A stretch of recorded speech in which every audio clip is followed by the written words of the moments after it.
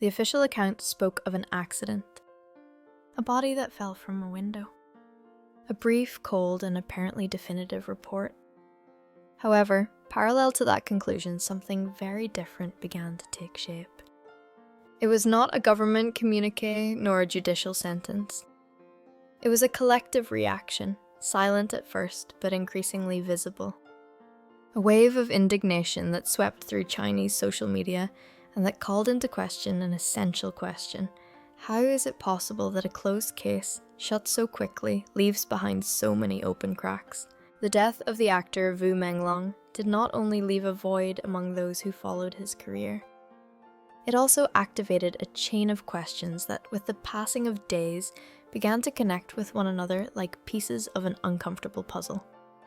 Details that were apparently minor began to acquire unexpected weight. The location of the event did not coincide with his habitual residence. The presence of several figures from the audiovisual sector that night was mentioned and then denied. And above all, the subsequent silence became too dense to be ignored. In the midst of that context, an event occurred that many interpreted as a signal. On November 28th, one of the most important cinema chains in China discreetly removed a newly released film from its programming. There were no public explanations. There were no official communiques. It simply disappeared from the listings. The director and protagonist of that work was Diane Hairong, a businesswoman in the audiovisual sector with a long trajectory and profound connections within the industry.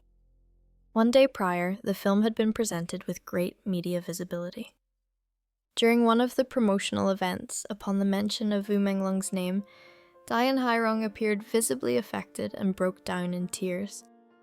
The scene was recorded, disseminated, and commented upon thousands of times.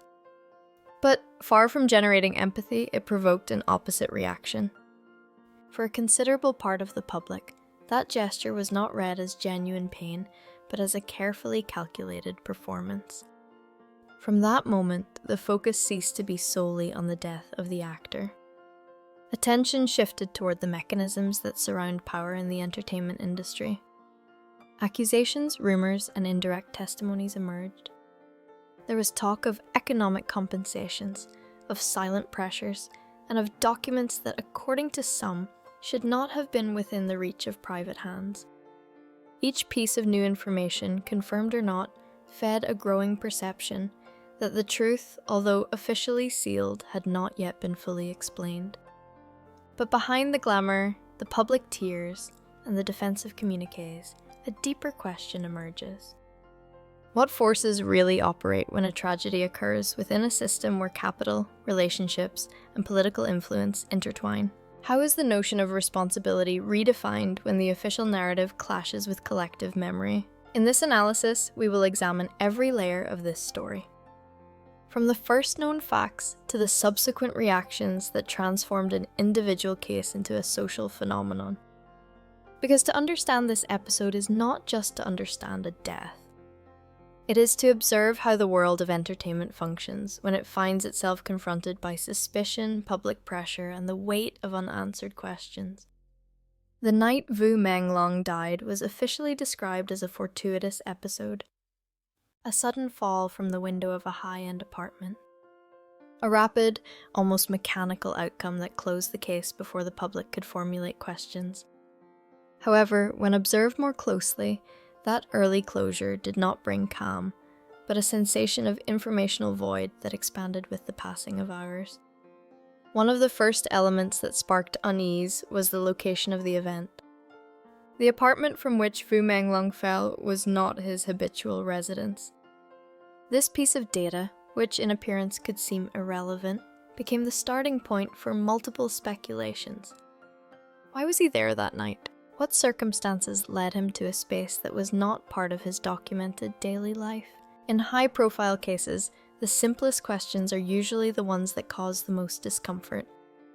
Added to these doubts was the mention of a private gathering.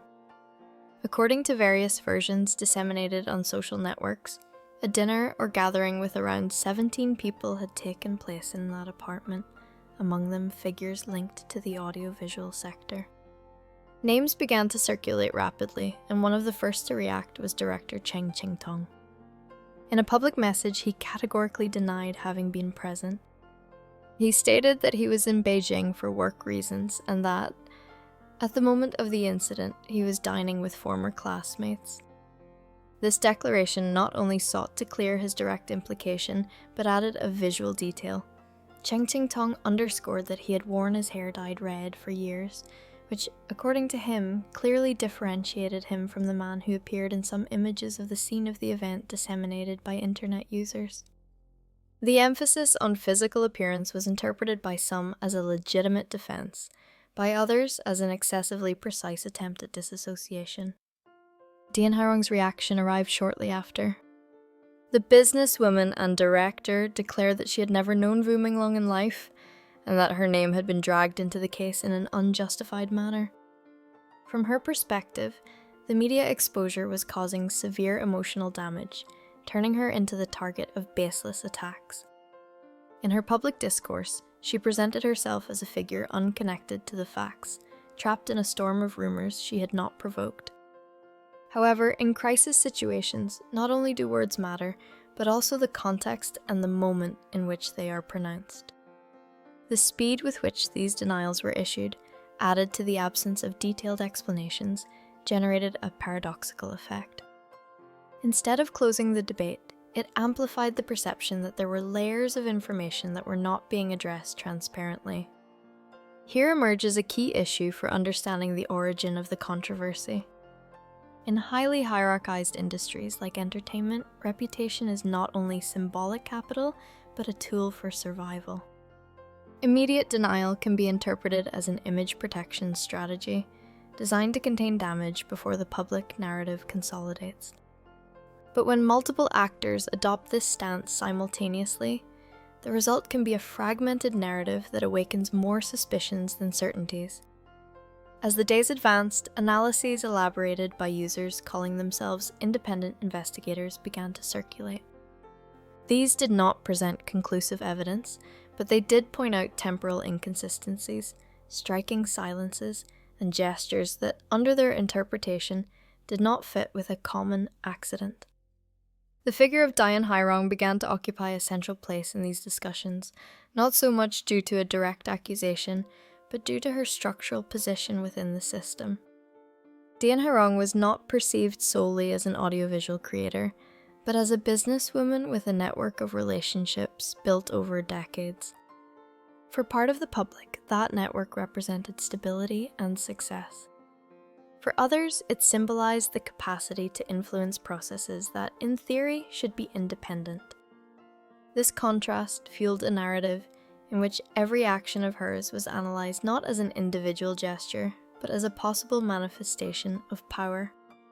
The turning point of this initial stage arrived with the publication of a police document. Dian Hairong shared on her social networks a notification related to the case, apparently with the intention of backing the official version. However, the detail that captured collective attention was the presence of a personalized watermark. That suggested that the document did not come from a standard public channel, but from early or privileged access. Although the post was deleted shortly after, its impact was already irreversible. For some observers, this act was interpreted as an involuntary demonstration of reach and influence. For others, as a communication error in a moment of high tension. In any case, the effect was clear. Trust in the distance between private actors and official processes was eroded. From an analytical perspective, this phase of the case reveals a recurrent pattern in high-profile media crises. Rapid responses, designed to close the story, can fail when the public perceives information asymmetries. Instead of dispelling doubt, they consolidate it. Not because they confirm an alternative version, but because they reinforce the sensation that the story being told is not the only one possible. In this context, the question was no longer limited to what exactly happened that night. The central issue came to be another. To what extent do power dynamics influence the way in which a tragedy is explained, documented, and finally accepted by society? What is your opinion on the initial reactions of the people implicated? Do you believe that the speed in denying any link helps to clarify the facts, or does it contribute to generating more mistrust? The media tipping point did not arrive with an official communiqué, nor with a judicial revelation. It arrived with an image. A brief video fragment disseminated on social networks, captured during a film promotion event. In it, Dian Hairong, director and protagonist of a newly released film, broke down emotionally upon hearing the name of Yu Menglong. The tears seemed sincere, the subsequent silence was dense, and the scene, in appearance, invited empathy. However, the collective reaction took an unexpected turn. Instead of compassion, indignation emerged. Thousands of comments began to question not only the gesture, but the moment in which it was produced. For a significant part of the public, that emotional manifestation was not interpreted as authentic pain, but as an out-of-place performance, disconnected from the general context of the tragedy. The perception of a mismatch between form and substance became the trigger for a discursive avalanche. Digital platforms transformed into a space of public judgment. Every word, every pause, and every expression were analyzed with meticulousness. Some users expressed their frontal rejection, assuring that they would not see the film under any circumstance. Others appealed to a silent boycott, a withdrawal of support that did not need explicit slogans. In both cases, the message was clear. Dian Hairong's public image had entered a phase of accelerated deterioration. In this climate of tension, unverified testimonies attributed to residents of the complex where the death of Yu Menglong occurred began to circulate. According to these versions, several families had supposedly received economic compensations not to speak to the press. The figures mentioned varied, but all pointed to extraordinary amounts. Tens of thousands, millions, and in some accounts, accumulated figures that reached hundreds of millions of yuan. Although none of these claims were officially confirmed, their constant repetition generated a cumulative effect. Some accounts described uncomfortable encounters, unexpected visits, and veiled suggestions to keep silent. Others spoke of more direct pressures, such as threats or acts of intimidation against private property. These testimonies, fragmentary and anonymous, spread rapidly, fueling a narrative in which fear and money appeared as parallel tools of control. In the absence of verifiable information, the collective imagination began to fill the voids. The figure of Dian Hairong was once again situated at the center of these discussions when her fleeting publication of a police document was recalled. Although the content of the document coincided with the official version of the accident, the fact that it bore a personalized watermark reinforced the idea of differentiated access to sensitive information. For many observers, this detail symbolized an unbridgeable distance between common citizens and those who occupy positions of privilege. From a communications point of view, the damage was already done. The subsequent deletion of the document did not manage to reverse the initial impression. On the contrary, it was interpreted as an indirect confirmation that a line had been crossed. In media crises of this nature, perception usually weighs more than intention. And the dominant perception was that of an asymmetry of power difficult to ignore. As the conversation intensified, a clear division also emerged in public opinion. On one hand, those who defended the presumption of innocence and warned about the dangers of condemning without conclusive evidence. For this group, Dian Hairong had become the scapegoat of a society eager for culprits. On the other hand, those who maintained that the accumulation of indications, even if they did not constitute legal proof, did justify generalized mistrust.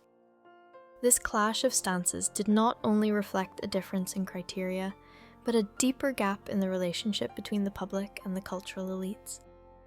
The entertainment industry, traditionally wrapped in glamour and aspirational narratives, now appeared associated with opacity and privileges. Each new rumor, regardless of its truthfulness, reinforced the sensation that there existed unwritten rules operating on the margins of transparency. The practical impact of this media wave was immediate. Beyond the silent withdrawal of the film from certain theaters, A growing caution was observed on the part of brands, distributors, and potential partners. No one issued public declarations of a breakup, but the distancing became evident in the absence of visible support. This type of reaction, discreet but effective, is usually one of the most forceful forms of sanction in the contemporary cultural ecosystem. In parallel, the memory of Yu Menglong began to occupy a different symbolic space. From a promising actor, he went on to become an emblem of unanswered questions.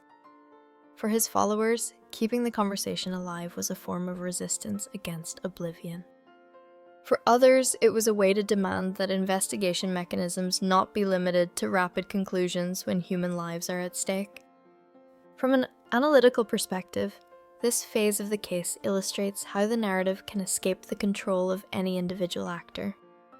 Once the story enters the public domain, it is governed by its own dynamics. The combination of emotions, suspicions, and previous experiences with power creates fertile ground for multiple interpretations. It is not solely about establishing facts, but about managing perceptions in an environment where trust is fragile. Thus, the media avalanche was not just a reaction to the Yu Menglong case. It was also a reflection of accumulated malaise, an expression of mistrust towards structures that for years seemed inaccessible. In that sense, the controversy transcended the implicated persons and became a mirror of broader social tensions. As public attention intensified, the conversation began to shift from the immediate present toward the structural past. It was no longer solely about interpreting recent gestures or fleeting documents. The focus widened to examine the complete trajectory of Dian Hairong and the network of relationships that had accompanied her for decades. In that narrative shift, the darkest moment of the case was gestated, the one in which perceptions ceased to be circumstantial to become a systemic reading. Dian Hairong had initiated her career as an actress, training in one of the country's most prestigious institutions. She shared a generation with figures who, over time, consolidated visible and stable careers. However, her permanence in the industry was not explained solely by her artistic performance. With the passing of years, her profile evolved into that of a businesswoman and producer, someone capable of operating not only in front of the camera but behind it, where decisions are made that rarely reach the public. That turn coincided with her marriage to Xu Ming, founder of the Dalian Scheid Group, a business conglomerate whose growth was as rapid as its influence. The union was not presented as a show business romance, but as an alliance that offered stability, resources, and long-term projection. From an external perspective, it represented the intersection between financial capital and cultural capital, a particularly powerful combination in contexts where both worlds feed back into each other. Yu Ming's name in turn was linked to high-level political circles. His relationship with Bo Xilai, one of the most influential figures on the Chinese political panorama for years, became a recurrent element in subsequent analyses. When Bo Xilai fell from grace and was sentenced to life imprisonment, the domino effect reached his circle. Xu Ming was arrested and imprisoned, and the empire he had built began to crumble with the same speed with which it had grown. During that period, Dian Hairong's public image was characterized by discretion.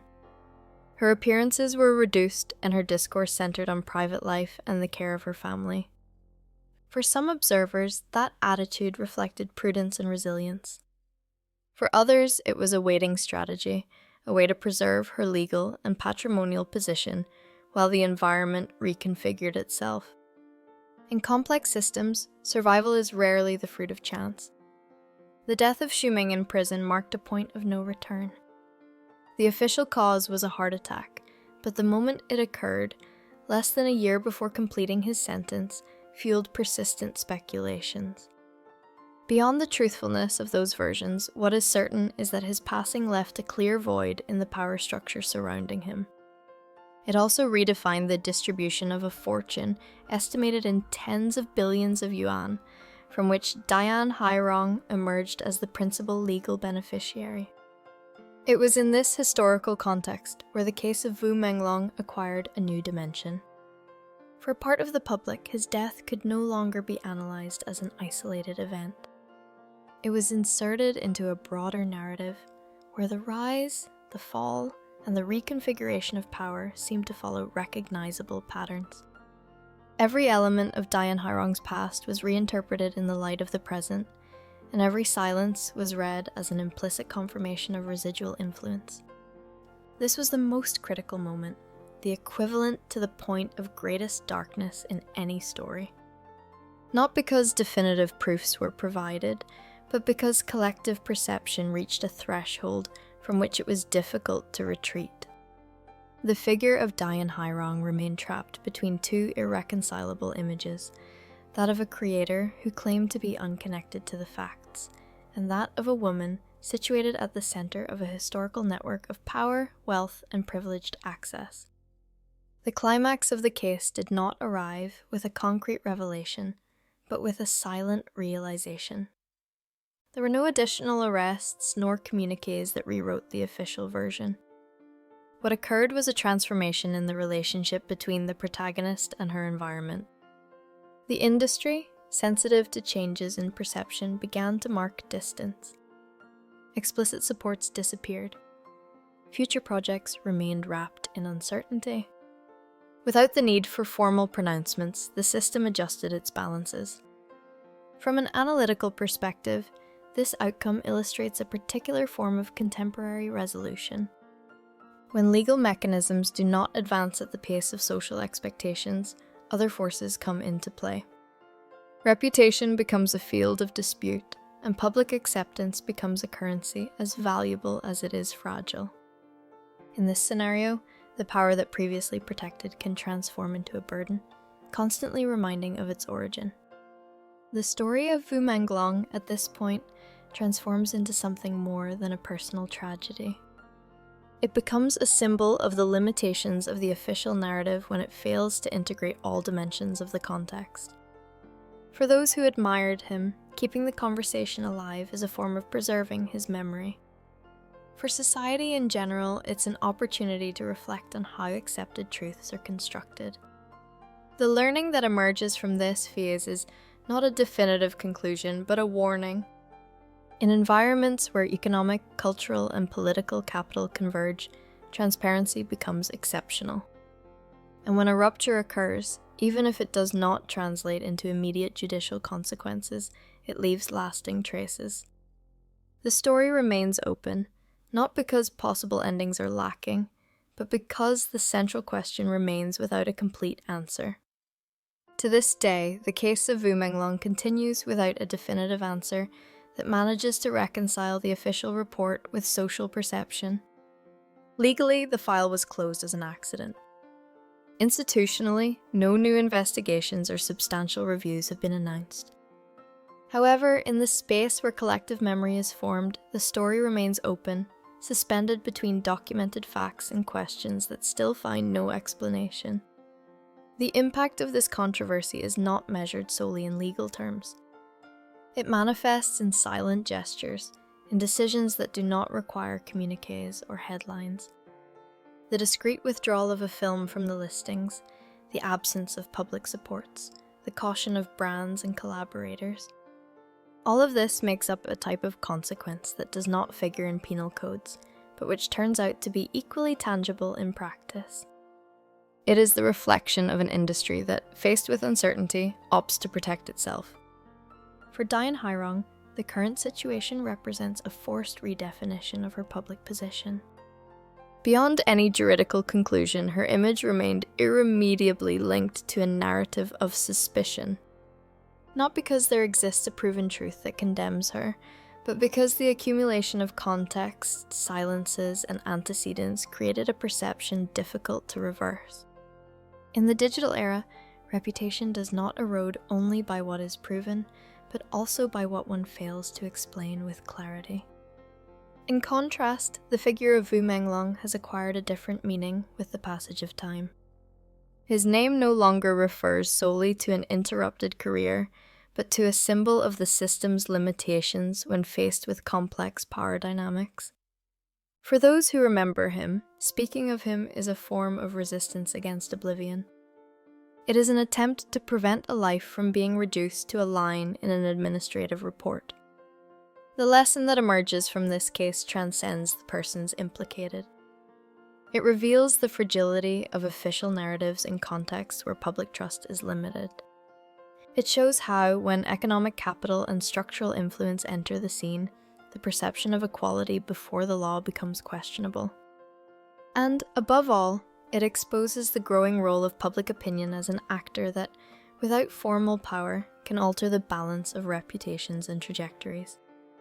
In a broader sense, this story invites reflection on the culture of silent cancellation and its collateral effects. It is not about explicit trials or definitive moral sentences, but about a progressive withdrawal of legitimacy. In this scenario, the absence of conclusive evidence does not guarantee the restoration of trust. Doubt, once installed, becomes a persistent element. The future of this case remains uncertain. It is possible that new data comes to light, or that, with the passage of time, collective attention shifts toward other topics. But what can no longer be reversed is the imprint it left on the public conscience. The story of Yu Menglong poses a question that goes beyond a single individual destiny. How is truth constructed in a society where power, silence, and visibility intertwine? Perhaps the answer will not arrive immediately. Perhaps it will never be complete. But as long as the conversation continues, as long as there exist voices willing to question and to remember, the path toward a deeper understanding will remain open. Because ultimately, justice is not only measured by verdicts, but also by the collective capacity not to accept oblivion as a conclusion.